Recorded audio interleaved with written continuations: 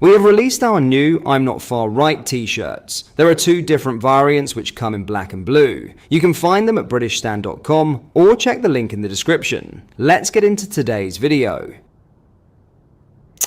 And hello everybody, welcome back to British Stand. Another day and another series of protests outside migrant hotels. Of course, yesterday we did see the scenes in Sutton in Ashfield after it was reported about asylum seeker from Lee Anderson was charged with sexual assault. And we've seen outrage there, we've seen outrage in Southampton, we've seen outrage in Portsmouth. We've seen outrage erupt across the weekend, and we're only just getting started. It is Saturday, and today we're going to be taking a look at what's going on in Norfolk, up by Norwich. And this one is very, very unique. Of course, similar situation to asylum seekers staying at their local hotel, the Brook Hotel in Norwich, were again charged with sexual assault. And the people of Norfolk, again, following Epping's model, have came out in their numbers. But this one was very unique indeed, because British military veterans went the night before. Of course, the protest started at 2 p.m. today.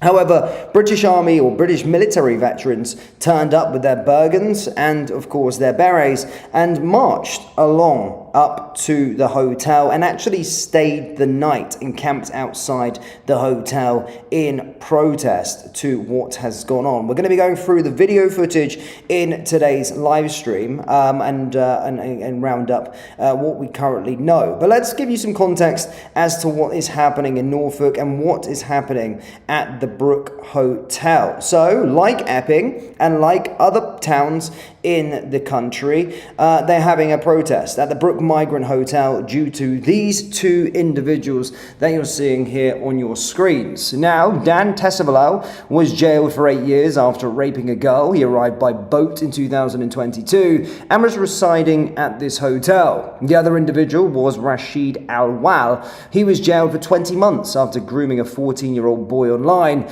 and he may not be deported as homosexuality is a crime in Yemen.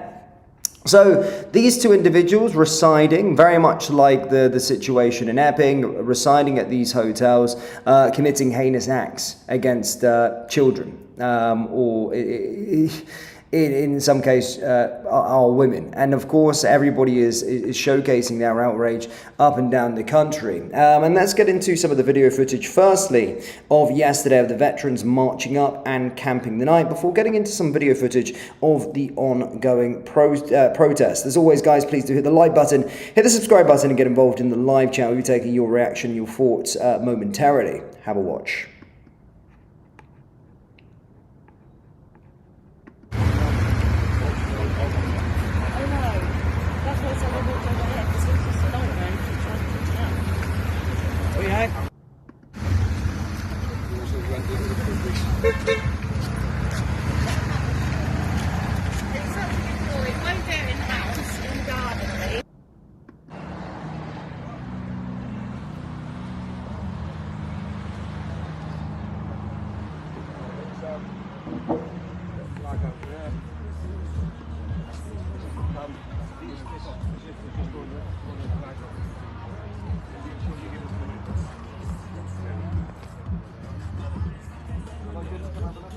Yeah, crack on, mate. Yeah.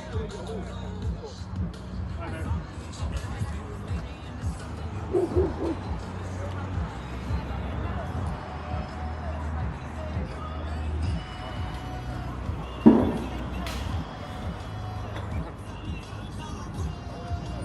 What a stance there. The veterans, of course, marching up and staying and camping over. That's something really, really great to see from those British military veterans. And you've got to understand, by the way, from a veteran's perspective, these people, from their perspective, they have served, right? So they've served and fought for their country. And you're starting to hear the statistics within the UK that 7,000 veterans are currently homeless within the United Kingdom. We've also been documenting certain stories from across the country. Two in particular veterans have shared their story, where one was actually evicted out of his accommodation for one of these incoming Afghan asylum seekers after the data breach. It's scandalous. So these individuals standing up for their own, of course. You know, I've said it time and time again here on this channel. Many people here in the live chat would have no problem with the veterans staying in these migrant hotels and staying there for a couple of years at the taxpayers' expense to get themselves a leg up again in life. So you can probably feel their outrage, the British military veterans coming together and doing their thing, because as stated, 7,000 veterans are currently homeless, whilst we house migrants at the taxpayers' expense, illegal migrants at the taxpayers' expense that commit heinous crimes. And there's no sign of it to happen where the veterans go homeless. Scandalous. Now, of course, the protest started at 2 o'clock. Now, there's not an awful lot of footage. However, I will give a shout out to, as you can see in the top right, Sydney Jones. She's been doing a live stream. You can find her on X and possibly YouTube as well, if you are interested to see what's happening in Norwich. Some good content from over that side. But this is what we've got. This is what we've seen so far as the protest takes place. Some good numbers as well. This is going to be a national protest from the country. I'm speaking to people from Devon. You're looking at 10. They could stay here for 4 weeks and still eat. They're going to bacon. They've got bacon. So there you go. That's from Norfolk so far. Now look, more video footage will appear over the next few hours or so. If anything kicks off or anything major is there, then we'll of course report on it. However, well, to be fair, something's just come up now. I think Tommy Robinson has just posted something. Masked commies target the concerned locals outside the Brook Hotel. And again, they've been protected by police. So it is kicking off a little bit there in the Brook Hotel. So potentially maybe go out to one of these live streams. You can see what is going on from the ground. But guys, as always, there is other things that are currently going on across the country as well. In Glasgow, of course, UKIP are holding their mass deportation protest and rally as well. So that's all kicking off up in Glasgow too. But yeah, there's quite a few protests that are currently going on today. So it's quite unanimous. Now, this is what happens when you have success, I suppose, with one protest. We've seen what happened with the fallout of Epping. It worked. You know, the council voted unanimously to close that hotel, and people are now following suit, rising up within their towns and telling the government, telling the authorities that they do not want these individuals in their country. So credit to everybody that has went out there and protected their town. And of course, been very, very peaceful as well. I've not seen any dramas that have happened across these protests, apart from the first day, I think, of Epping. So yeah, credit to them. And it shows that it's not the far-right thugs, whatever you want to call it. It's, of course, concerned families and locals from within their towns. Let's get into the live chat, ladies and gentlemen. See what people are saying with regard to this. Can someone help me out and let me know where else has got a big protest today? Of course, Norfolk has. We've seen a lot yesterday on Friday, but Glasgow's got one with the UKIP. But what else is going on today? Can someone enlighten me potentially so I can keep an eye on everything and see what's going on? Ellen Byrne says, God bless our veterans, disgusting from our king government. Veterans deserve our respect and a home, at least in the UK, can give back. God bless our troops. Yeah, well, the thing is with veterans, you'll probably find a lot of them are very proud people. So a lot of them, you know, will find themselves in a hard position. Some of them may have had battle-related scars, not physically, but mentally, you know, PTSD and stuff like this. It's no joke. And like a lot of people in life, people fall on a hard time, but veterans are very proud people, you know. They won't want to necessarily cause a burden. Of course, they don't cause a burden to any of us, but they're very, very proud people, and I don't feel like they like to accept handouts. But if anything is learned from this, and if there's anything that comes to the ending of these migrant hotels, is that before any of those individuals are stuck into a hotel, we've got to clear that log of 7,000 homeless veterans and get them in the hotels with 3 meals a day, and use that as a base layer to then go out and build their life again. Because as I said, they will be an asset to the community, they'll be a pillar to the community, and some have just fell on a hard time, and all they need is just a helping hand in life. And one of those hotels with 3 meals a day would be ideal, and that would be that sort of platform they need. And they wouldn't even be there for that long, probably. They might just need 3 months to just get themselves back on their feet again, get a job, and as I said, they're not work shy, they'll be ready to go.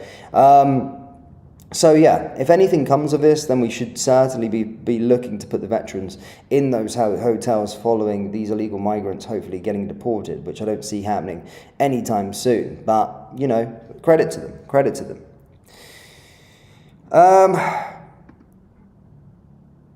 Sorry, I'll take that, Daniel. Scottish Borders here, lots of barber shops here and men coming and going out of empty shops. These hotels are costing the taxpayer £7 million a day. How is this seen as acceptable? Because it's what they want. They want all of this to happen within the United Kingdom. You know, it's not being stopped. We can see it's being stopped. We've seen the situation within Greece. We've seen the situation within Poland. You've seen Donald Trump yesterday come out and speak about the invasion of Europe. Everybody can see it, except from our government, which makes us believe that they want this. They want to facilitate it, hence why they are spending mass amounts of money on the Britannia Hotel in Canary Wharf. It's just going to continue to happen because there is no end in sight. Patrick Christie's, the reporter for GB News, showed how easy it was to smash the gangs. This was Keir Starmer's manifesto, smashing the gangs. He literally, as a reporter, the guy's in a studio every single night of the week, broadcasting news. And he went out as a reporter, as a presenter, and tracked down 3 people smugglers. Now, if he can do that when he's got necessarily no backup or whatever, then I'm sure the government, I'm sure a country could do that. But something just is sitting in my brain right now thinking that no gangs are going to be smashed. You've got to remember, Keir Starmer's a very liberal guy. If you look back into his past, you know, socialist views and all of these kind of things, this is where he stands. He'll try and pretend that he's this guy to sort deportation, sort immigration out. He's not. He's not like that. He's super left-wing. He's followed him for a few years. I mean, I've not followed him like that, but like as a fan. But you know his history. You know where his loyalties lie, and he's always been like that. He's a socialist. And that's the way he is. A champagne socialist at that. You know, he likes to have a bit of cash and the box treatment, princess treatment at Arsenal Football Club. And he comes from, I think, well, he says his dad was a toolmaker, but, you know, he's probably in private school and all these kind of things. He talks about struggles. He doesn't know what struggles were. What I'm trying to say is that he's a socialist. Just read his history. Read where he's been before he became Prime Minister. Look what he did as a lawyer. All these kind of things. So, yeah. Brook Hotel is active with a protest. Yes, guys, it is active with a protest. The protest is currently ongoing. That started at 2 o'clock today after the veterans, of course, did go march and then camp outside afterwards.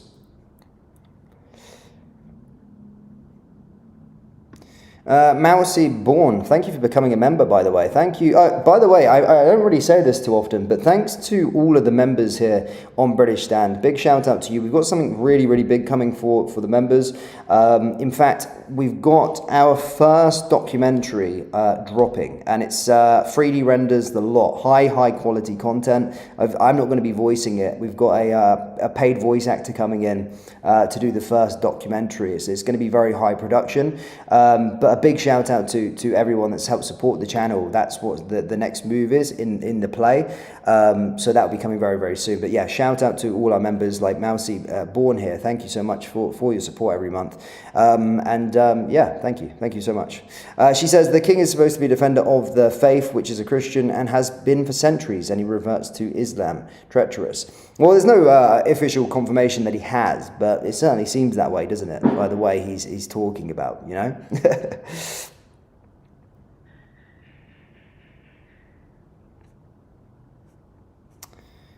Why are we getting these guys? Where's Abdul coming from? I want to find a comment. I seen something here. Here we go. Ali says, my husband is a veteran. He has PTSD and had some very hard times over 10 years, and we've had nothing, no help. That's a real shame. That's horrible. That is really, really horrible. This is what the world is like. This is what the UK government is like. It turns its back on people. It turns their back, and to be fair, just because his injuries aren't physical and they're mental, that's probably why the government haven't helped. Do you know what I mean? It's sickening. It's absolutely sickening.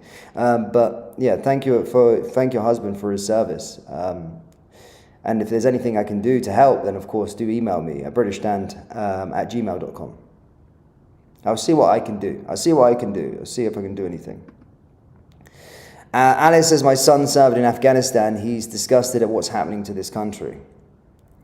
Well, the thing is with Afghanistan as well, there'll be a lot of Afghanistan veterans about. But, you know, the people that fought in Afghanistan, you almost think, not to say what was it for, but, you know, the country's back under the Taliban reign. So what was the 16 years of fighting for? You know, what was I believe it was 439, I hope I got that right, 439 deaths, British soldiers, and the countless American lives lost as well. And for every death that there was probably 3 or 4 injured, physically and mentally. What was it for? Because the Taliban are back in reign. It's weird. It's a weird old rabbit hole when you get deep down into these kind of things and you question these kind of things as to what was it for? Is that almost just forgotten about? It's just cleared. Weird. Donation from the Triggered Christian. Learn the Islamic Dilemma, Quran confirms Bible. Thank you so much for your donation there, buddy.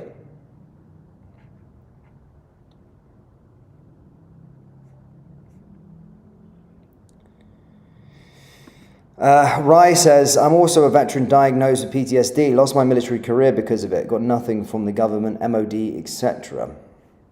See, that is absolutely sickening. Now, you hear about this in the news, and I've seen countless stories about people being evicted and taken out of places.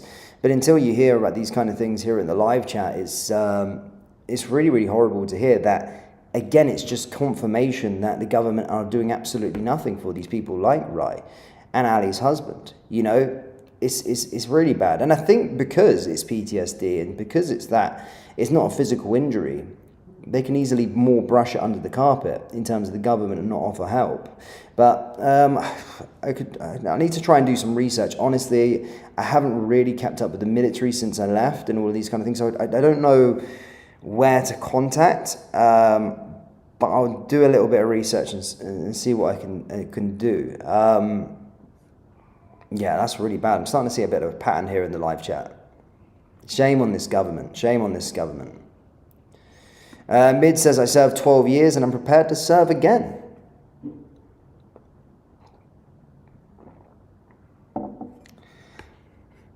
American said, see, we got American here. Same as America, you get nothing unless you're injured.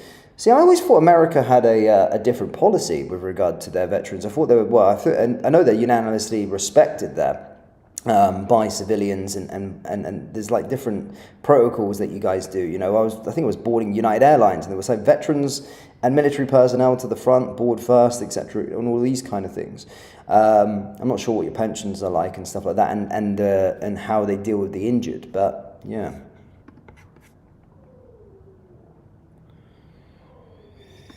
Jamie One says, are we going to ignore the damage legal immigration has done? Well, yeah. I mean, that is also, there is also damage there. You know, Trump spoke about it this morning. He wasn't just talking about illegal immigration.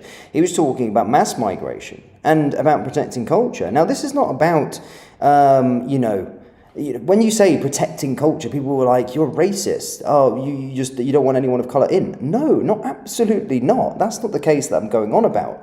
But I do believe most of Europe absolutely does need to control migration. It absolutely does, and needs to protect its culture. The way the European culture is absolutely beautiful, and it's going down to the docks. It really is, due to mass migration, not just illegal immigration. Now, if you want to be a great society and a great country, you can only bring in the people that are going to benefit a country. Take the top percent coming into the country. You don't just take everyone and their dog in the place. I want to come to the UK, so you just come. Fair enough. If you're going to be a pillar to the community, you have a decent skill set, then of course, people should be welcomed. If they're going to be a pillar, they're going to integrate, and they're going to offer something of value, then that's good. That's picky immigration. That's a good way of doing immigration. The other ways are just letting everyone in just because they're from a certain country. It doesn't work. And a lot of them don't adapt, unfortunately. Robert Rankin says, I would never serve under this government again. That's just it. I don't think anyone would want to serve under this government. Imagine these soldiers that they're currently serving having to go somewhere at the command of Starmer's decision. And they go there. Fuck that. Honestly. Dylan says, legal migration is massively important for our skilled workforce, but left unchecked, it becomes uncontrolled migration in pretty packaging. Exactly. That's kind of what I said, but you said it more articulated, so fair play. Yeah. He makes a very good point there, Dylan. It is. It's very important for skilled work. But it's out of control in the UK.